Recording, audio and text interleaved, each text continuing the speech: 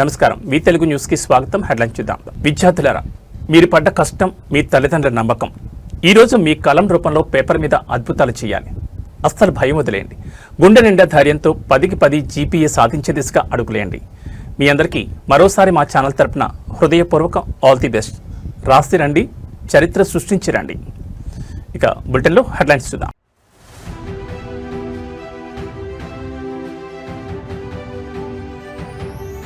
ఢిల్లీలో సీతక్క వినతి.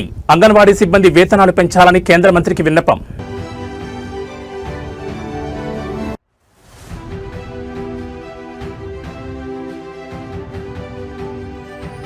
పదో తరగతి పరీక్షలు ప్రారంభం. రాష్ట్ర వ్యాప్తంగా 5.28 లక్షల మంది విద్యార్థులు హాజరు. 1 నిమిషం నిబంధనపై స్పష్టత.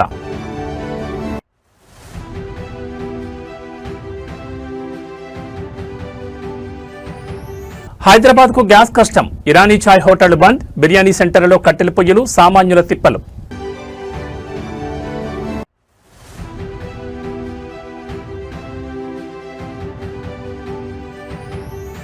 తెలంగాణ నూతన గవర్నర్ శివప్రతాప్ శుక్లా దంపతుల ప్రత్యేక పూజలు.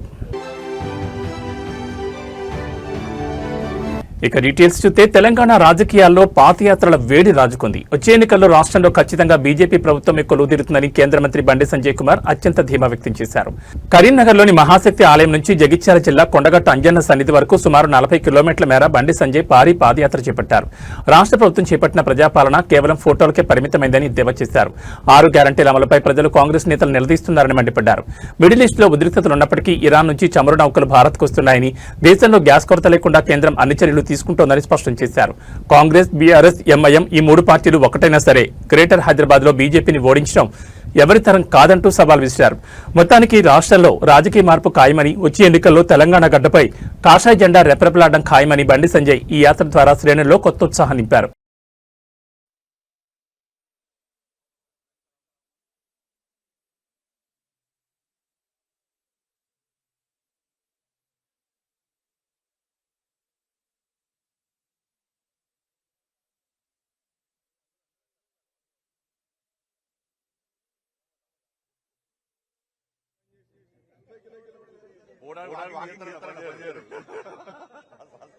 టార్గెట్ ఎన్నుకున్నారా?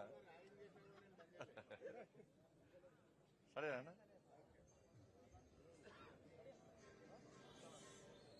అందరికీ జై శ్రీరామ్. మొన్న గతంలో జరిగినటువంటి స్థానిక సంస్థల ఎన్నికలు, గ్రామ పంచాయతీ ఎన్నికలు కానీ, మున్సిపల్ ఎన్నికలు కానీ, కార్పొరేషన్ ఎన్నికల్లో భారతీయ జనతా పార్టీ అభ్యర్థులుగా గెలిచినటువంటి ఆ అమ్మవారి, ఆ స్వామివారి ఆశీర్వాదంతో గెలిచినటువంటి, ప్రజల ఆశీర్వాదంతో గెలిచినటువంటి మా గౌరవ ప్రజాప్రతినిధులందరూ కూడా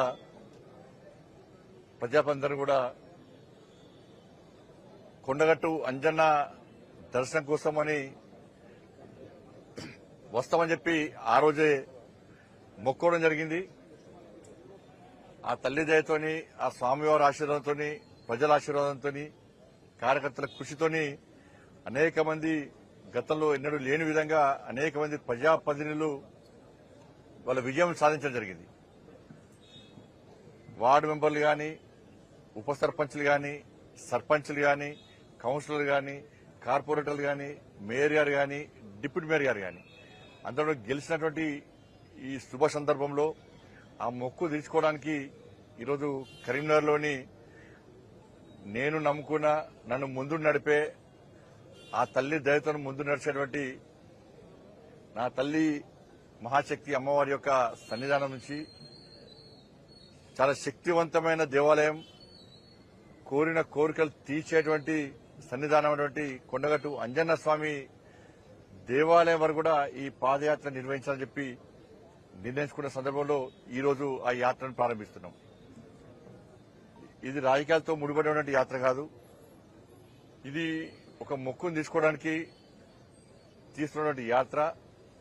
ఒక మంచి ఆలోచనతో ఒక సంకల్పం తీసుకున్నాం. సమాజ సేవ చేయాలి, దేశ సేవ చేయాలి, ధర్మరక్షణ చేయాలని చెప్పి ఒక సంకల్పం తీసుకుని స్వామివారి కరుణా కటాక్షలతో ఎన్నికల్లో పోటీ చేసినాం. ఇలా వారి దయతో ఇలా విజయం సాధించినాం కాబట్టి ఆ మొక్కు తీసుకోవాల్సిన అవసరం ఉంది కాబట్టి ఈ రోజు అంజన్న యాత్ర కోసం పోతున్నాం ఇవాళ. గతంలో కూడా పార్లమెంట్ సభ్యునిగా మొదటిసారి గెలిచినప్పుడు కూడా నేను యాత్ర చేయడం జరిగింది.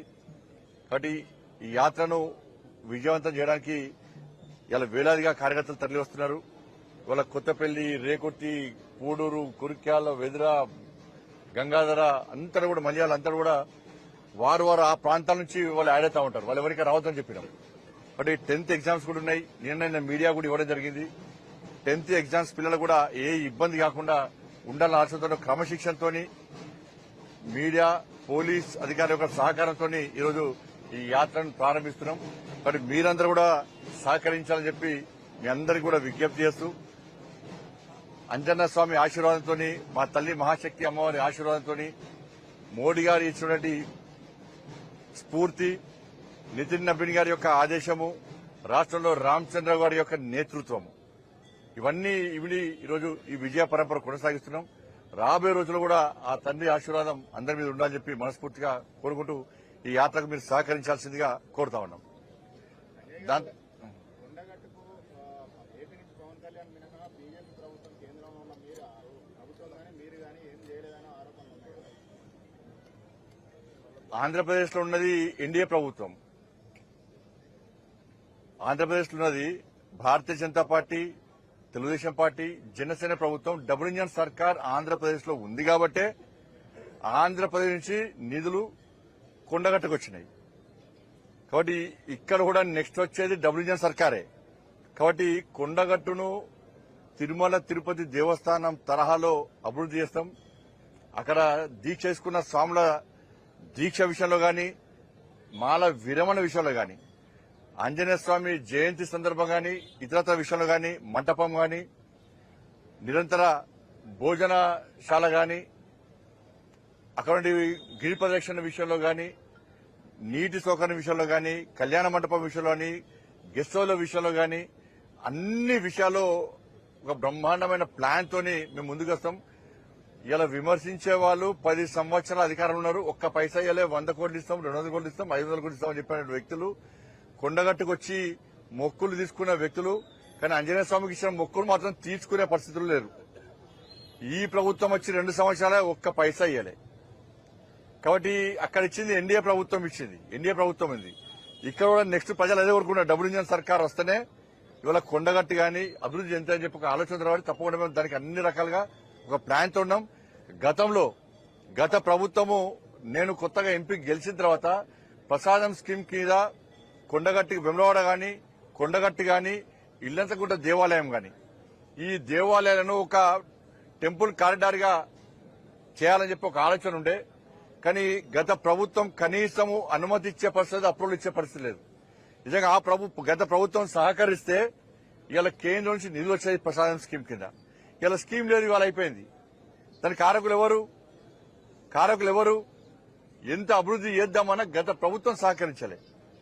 ఇప్పుడు స్కీమ్ లేదు. కానీ కారకులు ఎవరో ప్రజలకు తెలుసు. కానీ నిధులు తెచ్చేది ఎవరో ప్రజలకు తెలుసు. సహకరిస్తే తప్పకుండా మేము కూడా నిధులు తీసుకొస్తాం. అంటే ఇప్పుడు ఈ యాత్ర మీరు మొక్కు తీర్చుకునేందుకు అంటారు కదా, మొక్కు తీర్చుకోవడంతో పాటు పొలిటికల్ ఇంటెన్షన్ ఏముంది? ఎవరు అనుకుంటే ఏమైనా, ఇప్పుడు నేను ఆంజనేయ స్వామి మా కార్పొరేట్లు అందరికీ చెప్పినాం, మీటింగ్లో చెప్పినాం, సభలలో కూడా చెప్పినాం, కొండగట్టు అంజన ఆశీర్వాదం చేస్తాం, తప్పకుండా వస్తామని చెప్పండి. గతంలో తీసుకున్నాం, ఇప్పుడు తీసుకుంటాం.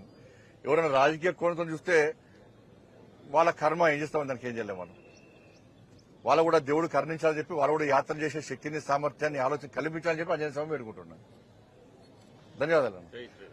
దాంతోపాటు కాంగ్రెస్ పార్టీ మొన్న జరిగినటువంటి కవంపల్లి సత్యనారాయణ గారికి ఎస్సీసీఎల్ రాష్ట్ర అధ్యక్షునిగా నియమితులందుకు వారికి మా తరఫున హృదయపూర్వక శుభాకాంక్షలు.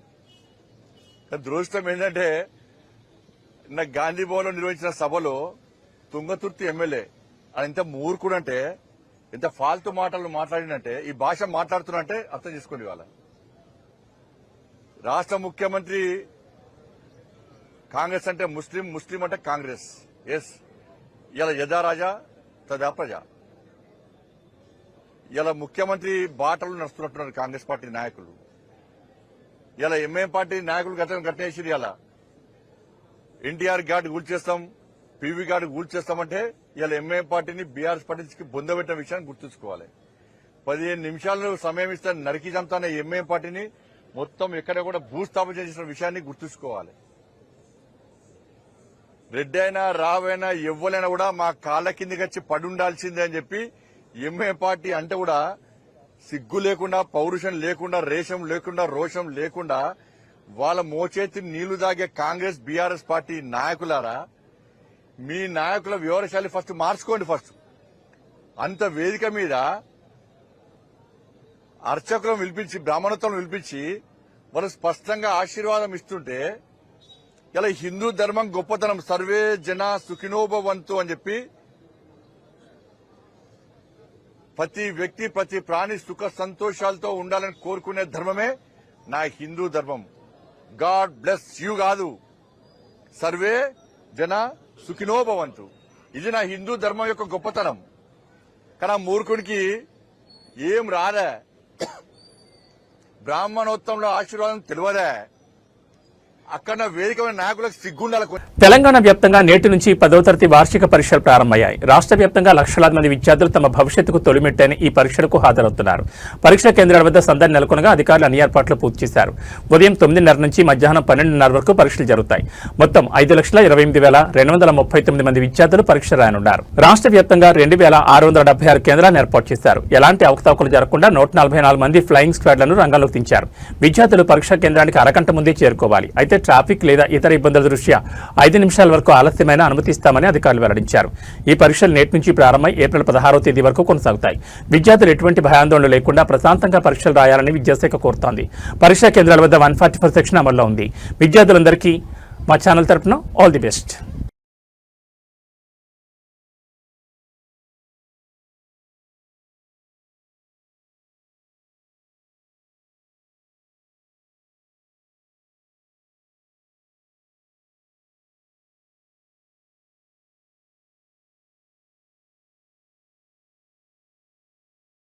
తెలంగాణ రాష్ట్ర మహిళా శిశు సంక్షేమ శాఖ మంత్రి సీతక్క నేడు ఢిల్లీలో కేంద్ర మహిళా శిశు సంక్షేమ శాఖ మంత్రి అన్నపూర్ణదేవితో భేటీ అయ్యారు.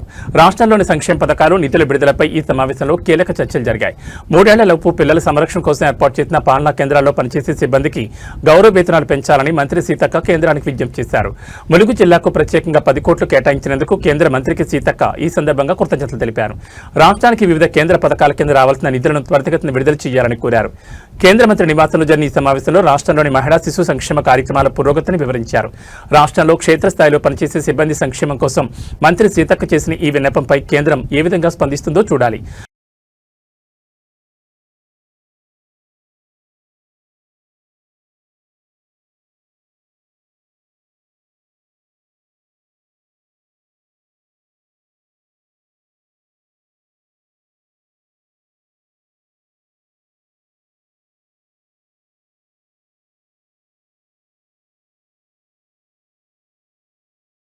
విశ్వనగరం హైదరాబాద్ లో ఇప్పుడు ఎన్నడూ లేని విధంగా వింత పరిస్థితి నెలకొంది. రుచుల నిలయమైన మన భాగ్యనగరం ఇప్పుడు గ్యాస్ కష్టాల్లో చిక్కుకుంది. వంట గ్యాస్ సిలిండర్ల తీవ్ర కొరతతో హోటల్ రంగం కుదేలవుతోంది. టిఫిన్ సెంటర్ల నుంచి బిర్యానీ హోటళ్ల వరకు అన్ని మూతపడుతుండటంతో నగరవాసులు ఆకలితో అలమటిస్తున్నారు. నగరంలోని ప్రధాన హోటళ్లు, తోపుడు బండ్లు గ్యాస్ లేక దర్శనమివ్వడం లేదు.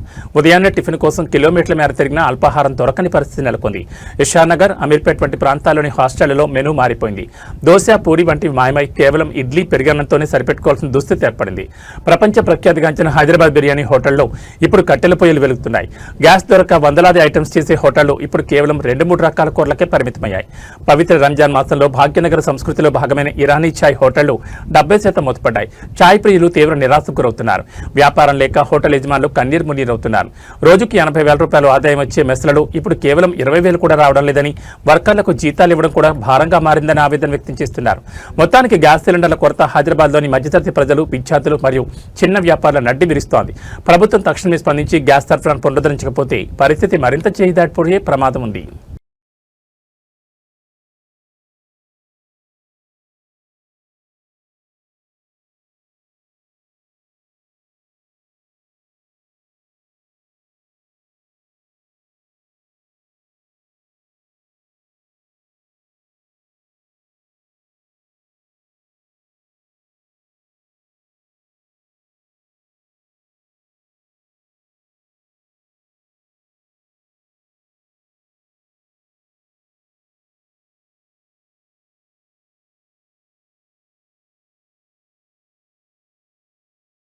జయశంకర్ భూపాలపల్లి నియోజకవర్గంలో అధికార పార్టీకి చెందిన కీలక నేత వ్యవహారం ఇప్పుడు సంచలనంగా మారింది. ఎమ్మెల్యే గండ్ర సత్యనారాయణ వ్యక్తిగత సహాయకుడు శ్రీనివాస్ చిక్కుల్లో పడ్డారు. ఒక యువతిని పెళ్లి పేరుతో మోసం చేయడమే కాకుండా కులం పేరుతో దూషించారన్న ఆరోపణలపై పోలీసులు ఆయన అరెస్ట్ చేశారు. బాధితురాలు తెలిపిన వివరాల ప్రకారం శ్రీనివాస్ ఆమెను పెళ్లి చేసుకుంటారని నమ్మించి కొంతకాలంగా శారీరకంగా వాడుకున్నాడు. ఇటీవల బాధితురాలను కాదని మరో యువతితో వివాహం చేసుకునేందుకు శ్రీనివాస్ ప్రయత్నించాడు. దీన్ని నిలదీసిన బాధితురాలిని పెళ్లికి నిరాకరించడమే కాకుండా తీవ్రంగా బెదిరించాడు. బాధితురాలి ఫిర్యాదుతో చిట్యాల పోలీసులు శ్రీనివాస్ పై ఎస్సీ అట్రాసిటీ కేసు నమోదుతో పాటు సెక్షన్ 420 కింద కేసులు నమోదు చేశారు. నిందితుడు శ్రీనివాస్ ని ఈ రోజు పోలీసులు అరెస్ట్ చేసి కోర్టులో హాజరుపరిచిన అనంతరం రిమాండ్కు తరలించారు. అధికార పార్టీ ఎమ్మెల్యేకు అత్యంత సన్నిహితుడైన పిఏ ఇలాంటి ఆరోపణలతో అరెస్ట్ కావడంతో భూపాలపల్లి రాజకీయాల్లో ఈ అంశం హాట్ టాపిక్ గా మారింది. ఈ ఘటనపై విపక్షాలు ఏ విధంగా స్పందిస్తాయో చూడాలి.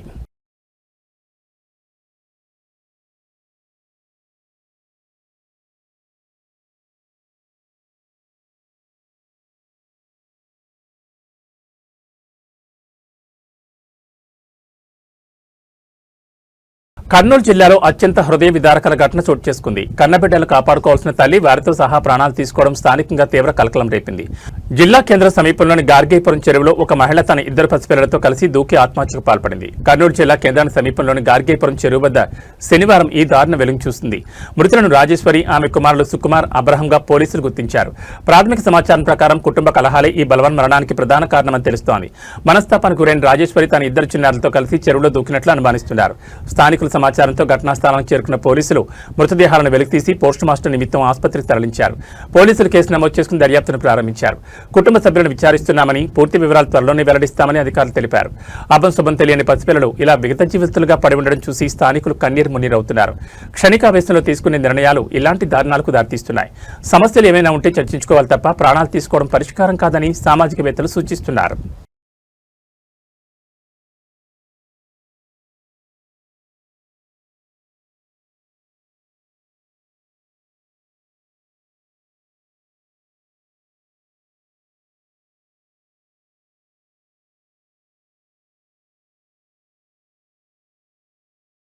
తెలంగాణ నూతన గవర్నర్ శివప్రతాప్ శుక్లా నేడు పుణ్యక్షేత్రమైన శ్రీశైలాన్ని సందర్శించారు. పదవీ బాధ్యతలు చేపట్టిన అనంతరం తొలిసారిగా ఆయన తన ధర్మపత్ని జానకి శుక్లాతో కలిసి భ్రమరాంబ సమేత మల్లికార్జున స్వామివారి సేవలో పాల్గొన్నారు.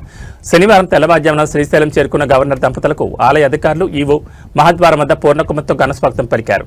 జ్యోతిర్లింగ స్వరూపుడైన మల్లికార్జున స్వామివారికి గవర్నర్ దంపతులు అత్యంత భక్తి శ్రద్ధలతో రుద్రాభిషేకం నిర్వహించారు. అనంతరం భ్రమరాంబిక అమ్మవారి సన్నిధిలో జరిగిన ప్రత్యేక కుంకుమార్చన పూజలో వారు పాల్గొన్నారు. దర్శనానంతరం ఆలయ అధికారులు గవర్నర్ దంపతులకు స్వామి అమ్మవారి తీర్థ ప్రసాదాలను అందజేశారు. వారిని శేషవస్త్రంతో సత్కరించి ఆలయ జ్ఞాపికను బహుకరించారు. ఇటీవలే తెలంగాణ 5వ గవర్నర్ గా బాధ్యతలు స్వీకరించిన శివప్రతాప్ శుక్లా రాష్ట్రం సుభిక్షంగా ఉండాలని కోరుకుంటూ ఈ ఆధ్యాత్మిక యాత్ర చేపట్టినట్లు తెలుస్తోంది. గత బుధవారం ప్రమాణ స్వీకారం చేసిన వెంటనే ఆయన భాగ్యలక్ష్మి అమ్మవారిని కూడా దర్శించుకున్న సంగతి తెలిసిందే. శ్రీశైల పర్యటన ముగించుకుని గవర్నర్ దంపతులు తిరిగి హైదరాబాద్కు ప్రయాణమయ్యారు.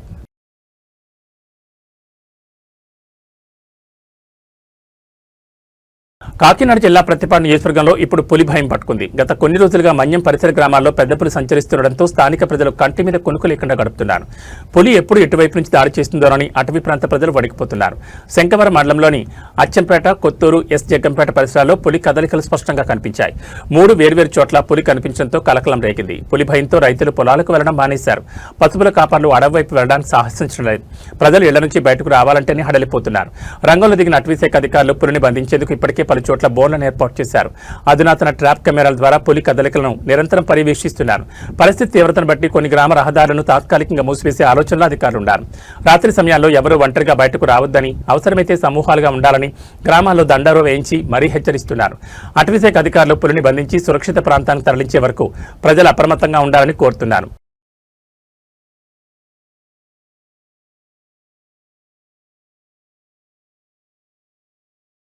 కలియుగ వైకుంఠం తిరుమల క్షేత్రం భక్తులతో కిటకిటలాడుతోంది. వీకెండ్ కావడంతో శ్రీవారి దర్శనం కోసం దేశం నలుమూల నుంచి భక్తులు భారీగా తరలివచ్చారు. ప్రస్తుతం తిరుమల కొండపై ఎటు చూసినా గోవింద నామస్మరణ మారుమోగుతోంది. టోకెన్లు లేని భక్తులకు సర్వదర్శనం కోసం ఏకంగా 18 గంటల సమయం పడుతోంది. వైకుంఠం క్యూ కాంప్లెక్స్ లోని అన్ని కంపార్ట్మెంట్లు నిండిపోయాయి. క్యూలైన్ వెలుపలకొచ్చి కృష్ణతేజ సర్కిల్ వరకు భక్తులు వేచి ఉన్నారు. క్యూలైన్ లో వేచి ఉన్న భక్తులకు టీటీడీ అధికారులు అన్నప్రసాదం, త్రాగునీరు, పాలు నిరంతరాయంగా అందజేస్తూ సౌకర్యాలను పర్యవేక్షిస్తున్నారు. మొత్తం 67,264 మంది భక్తులు స్వామివారిని దర్శించుకున్నారు. భక్తులు సమర్పించిన కానుకల ద్వారా 4.28 కోట్ల ఆదాయం లభించింది. మొక్కులు తీర్చుకోవడానికి 29,410 మంది భక్తులు తలనీలాలు సమర్పించారు. భక్తుల రద్దీ దృష్ట్యా సర్వదర్శనం కోసం వచ్చే భక్తుల సమయాన్ని దృష్టిలో ఉంచుకుని తమ ప్రయాణాన్ని ప్లాన్ చేసుకోవాలని అధికారులు విజ్ఞప్తి చేస్తున్నారు.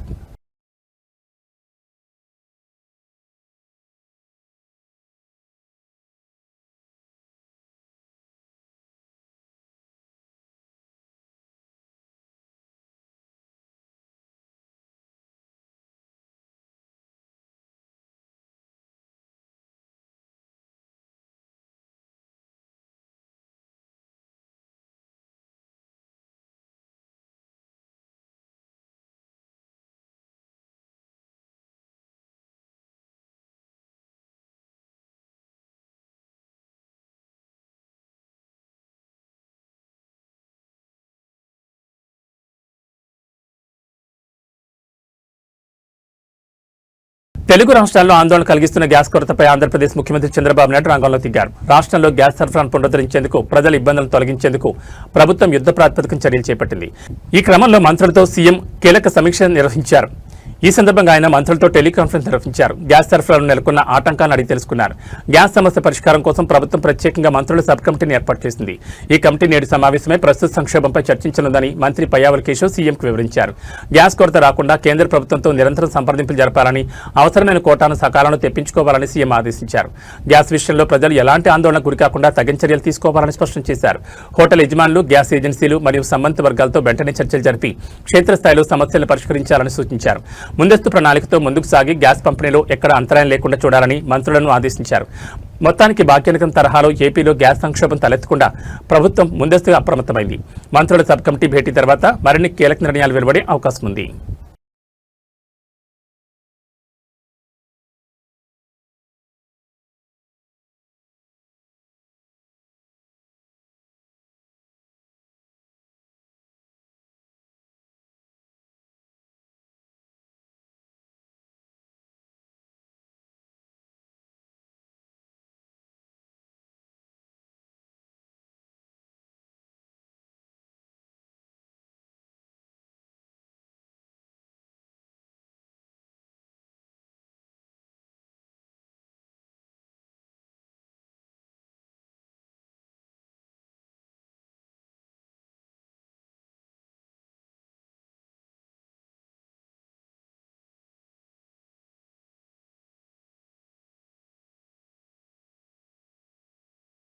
ఈ రోజు 10వ తరగతి పరీక్షలు ప్రారంభమైన వేళ ఒక హృదయ విదారక ఘటన మెదక్ జిల్లాలో చోటు చేసుకుంది. ఒక పక్క తండ్రి మృతదేహం అంత్యక్రియల కోసం ఎదురుచూస్తుంటే మరోపక్క ఆ కొడుకు కన్నీళ్లను గుండెల్లోనే దాచుకుని పరీక్షా కేంద్రానికి వెళ్లిన తీరు అందరినీ కంటతడి పెట్టిస్తోంది. శివంపేట మండలం ఉష్టిరికపల్లి వద్ద జరిగిన రోడ్డు ప్రమాదంలో గ్రామానికి చెందిన కమ్మర నాగరాజు అక్కడికక్కడే మృతి చెందారు. ఈ రోజు తండ్రి అంత్యక్రియలు జరగాల్సిండగా ఆ ఇంట విషాదచారాలు అమ్ముకున్నాయి. మృతుడి కుమారుడు ధనుష్ 10వ తరగతి విద్యార్థి. తండ్రి ఇక లేరన్న వార్త తెలిసి తట్టుకోలేకపోయినా తన భవిష్యత్తు కోసం కన్నీరు మున్నీరవుతూనే తూఫ్రాన్ బాలుర పాఠశాలలోని పరీక్షా కేంద్రానికి చేరుకున్నాడు. తోటి విద్యార్థులు, ఉపాధ్యాయులు ఆ బాలను చూసి చలించిపోయారు. దుఃఖాన్ని దిగమింగుకుని ధనుష్ పరీక్ష రాస్తున్న తీరు స్థానికంగా అందరినీ కలవరపరిచింది. కన్న తండ్రిని కోల్పోయి పుట్టడి దుఃఖంలో ఉన్న తన తండ్రి ఆశయాలు నెరవేర్చాలనే తపంతో ఆ విద్యార్థి పరీక్షకు హాజరు కావడం అందరినీ భావోద్వేగానికి గురిచేస్తోంది. ధనుష్ను చూసి ప్రతి ఒక్కరూ కన్నీరు పెడుతున్నారు. ఆ కుటుంబానికి భగవంతుడు ధైర్యాన్ని ప్రసాదించాలని కోరుకుంటున్నారు.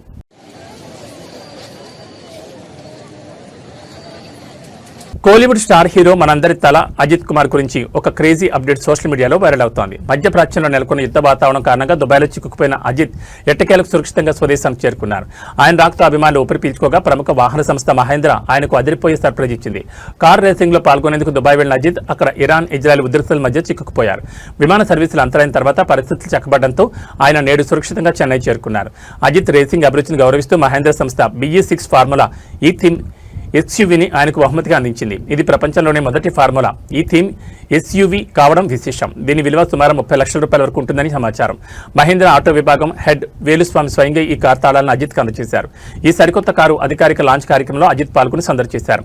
యుద్ధ మేఘాల మధ్య తమ అభిమాన హీరో ఎలా ఉన్నారో అని కంగారుపడ్డ ఫ్యాన్స్ కు అజిత్ చెన్నై చేరుకోవడమే కాకుండా కొత్త రేసింగ్ కార్తో కనిపించడం రెట్టింపు ఉత్సాహాన్ని ఇస్తోంది. అజిత్ తన తదుపరి చిత్రం విధా మయూర్చి షూటింగ్ లో త్వరలోనే పాల్గొనున్నారు. మొత్తానికి రేసింగ్ ట్రాక్ పైనే కాదు, రియల్ లైఫ్ అడ్వెంచర్స్ లోనూ తల అజిత్ రూటే సెపరేట్ అని మరోసారి నిరూపితమైంది.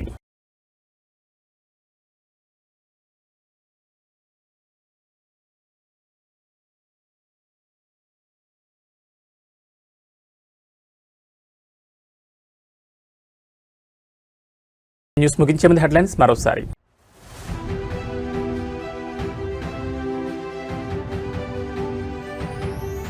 ఢిల్లీలో సీతక్క వినతి, అంగన్వాడీ సిబ్బంది వేతనాలు పెంచాలని కేంద్ర మంత్రికి విన్నపం.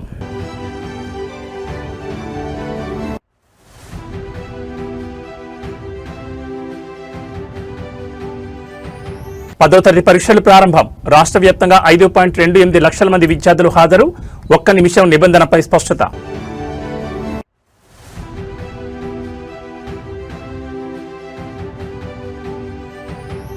హైదరాబాద్ కు గ్యాస్ కష్టం. ఇరానీ చాయ్ హోటళ్లు బంద్. బిర్యానీ సెంటర్లలో కట్టెల పొయ్యిలు, సామాన్యుల తిప్పలు.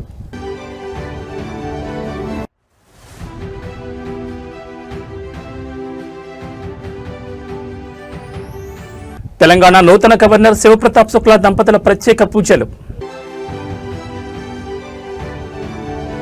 ఏబీ బులెటిన్ విశేషాలు. నమస్కారం.